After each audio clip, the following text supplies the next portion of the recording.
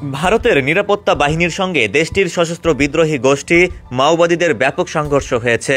দশকের পর দশক ধরে চলা সশস্ত্র আন্দোলন স্থগিতের ঘোষণা দেওয়ার কয়েক সপ্তাহ পর দেশটির মধ্যাঞ্চলীয় রাজ্য ছত্তিশগড়ের বিজাপুর জেলায় এই সংঘর্ষে অন্তত ৬ মাওবাদী নিহত হয়েছেন। মঙ্গলবার ভারতের পুলিশের বরাত দিয়ে ফরাসি বার্তা সংস্থা এএফপির এক প্রতিবেদনে এই তথ্য জানানো হয়েছে।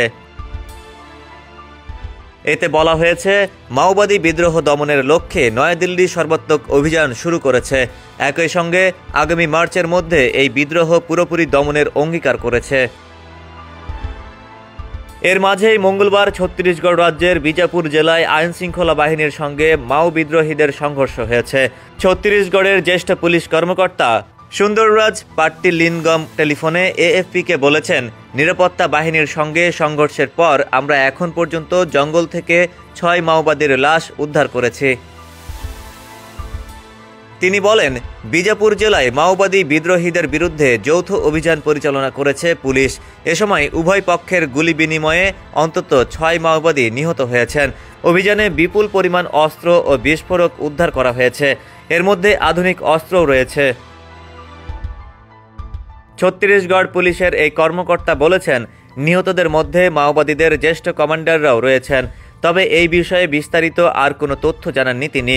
কয়েক দশক ধরে চলা সশস্ত্র সংগ্রাম স্থগিতের ঘোষণা দিয়ে ২ মাস আগে সরকারের সঙ্গে আলোচনায় বসার প্রস্তাব দিয়েছিলেন মাওবাদী বিদ্রোহীরা।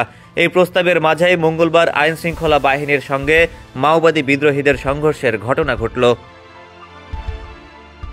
এর আগে গত মাসে ভারতের স্বরাষ্ট্রমন্ত্রী অমিত শাহ বলেছিলেন, যারা আত্মসমর্পণ করতে চান তাদের স্বাগত জানানো হবে, আর যারা এখনও অস্ত্র ধরবেন তারা আমাদের বাহিনীর কাছে থেকে কঠোর জবাব পাবেন।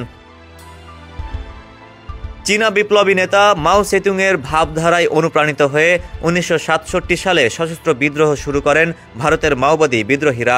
আদিবাসী অধিকার বঞ্চিত জনগোষ্ঠীর পক্ষে লড়াইয়ের দাবি করা মাওবাদীরা নকশাল নামেও পরিচিত। ডেস্ক রিপোর্ট, সমকাল।